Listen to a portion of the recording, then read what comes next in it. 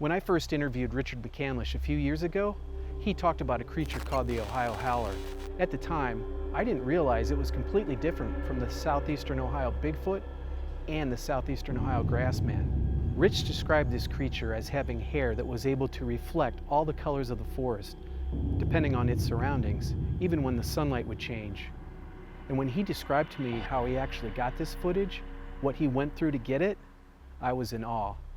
So now you have the opportunity to hear his story and actually see some rare footage of the Ohio Howler shot by Richard McCandlish back in 2014. The Ohio Howler is a species out there that has been seen very rare through time. He was first seen around 1700s, probably earlier, but the research states that Daniel Boone was bringing settlers to a fort in the 1700s, and the people in the last wagon train were attacked. They said it was had jumped off this hill, knocked both of them off the covered wagon. The lady was trying to beat it off her dad with a rock, and some of the people in the wagon train come running back to help. That incident, it's happened like 2 or 3 times in that period where it attacked somebody. But they said it was not a Bigfoot. They said it was what they saw was a big, tall man, multicolored hair. They've never seen anything like it. And they said it had a dark clay face, and the tip of his nose topped up with just a hair. And down his nose, halfway down his nose, it tapered into his cheekbone. And he's got deep eye sockets. And but his hair is magnificent. His hair's got all the color of all the fall leaves. About almost an inch before the end of the hair, it's translucent. When he turns in the sun, you see through it.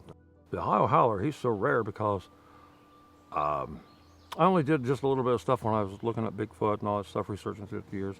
And then when I heard about the incident with bringing the settlers in, and I said, what is this thing? And he's, like I said, he's so rare to see. And when people, a lot of the times, this is what's funny, and I can prove it on national TV, that there is the difference between the southeastern Ohio Bigfoot, southeastern Ohio Grassman, and now we've got the southeastern Ohio Bigfoot with fangs, and now we got this Ohio Howler. And he's different from all the rest. And like I said, he's just a big giant man, but the face is a dark clay. You know, I got the live video of the Ohio Howler in Perry County, Ohio, which is the town is called Moxahala. That's where I went on the investigation, a few miles outside of town of Moxahala. So I got the ghillie, and I went out. I was out there almost 2 days, laying flat on my back in this roughage with logs and rubble, and at 7:10 in the morning on the second day, there it come. I was laying down. I'm laying on my back in the ghillie.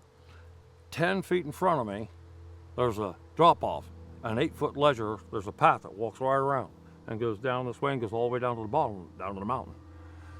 This thing come walking to the right to me, and when it came around, I thought, oh Lord, I know. When I first saw his hair, I thought, that can't be. He's the most rarest thing there is, and I was hoping to get a Bigfoot, or, not a Grassman, but a Bigfoot. But no, it was this multicolored man beast, and he stops right in front of me, exactly 10 feet in front of me on an 8-foot drop-off ledger on a path, and that puts him, if I'm laying down, I got the whole top of his head, even more, so that puts him about up to 12 feet, if not 12 and a half feet tall. And big, wide, heads big. I thought he was sniffing the air, but he wasn't. He was sucking air through his teeth. He was tasting the air. That was what's weird. And then all of a sudden, that big old hound dog bellered way down the valley. He smelled him, I guess. And he stayed there like a statue in front of me, like I'm laying here. He's right in front of me, but his face is turned this way. He don't even know I'm there. He's looking this way, down toward that old farmhouse way down the bottom where that dog bellered. And he stayed in front of me until he burnt the whole tape up on my recorder. 3 hours, standing right in front of me. Well, when it first comes up, when it airs, what they're going to see is right off the bat, you're going to see his face. He's looking, if you're looking straight, he's got his head turned just aside a little bit. But you see his whole face, the top crown of his head. He's massive. He takes up a whole big area. You can't even hardly hear him breathe. He's just like a stone statue. Every once in a while, you see him barely move, and you can hear the freezing rain dropping all around me. And like I said, I'm laying there in the ghillie, flat on my back, freezing rain all night, almost the second day. And then, like I said, he just sits there, comes up, he's right in front of me, and I'm like, what do you do? He doesn't know I'm there, and he's already known for attacking man. So, you know, when you put yourself in that position, what's he going to do if you get the drop on him and he sees you? What's going to happen? That right there.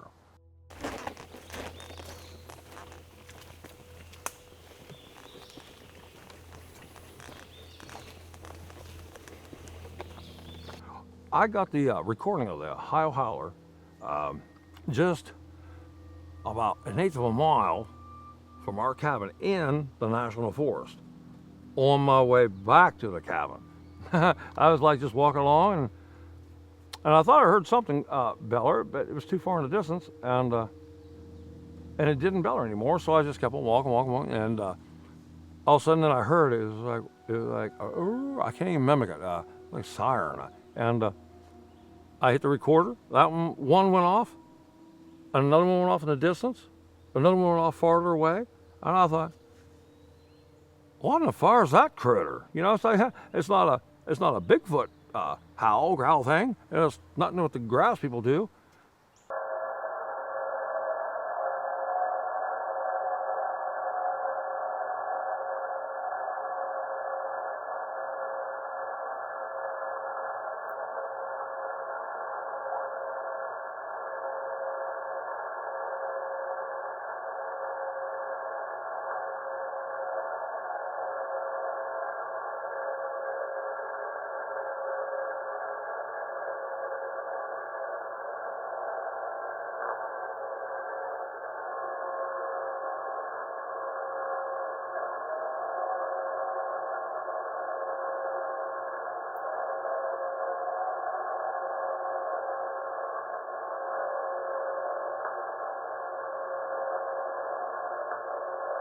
Audio of the Ohio Howler, recorded by Richard McCandlish.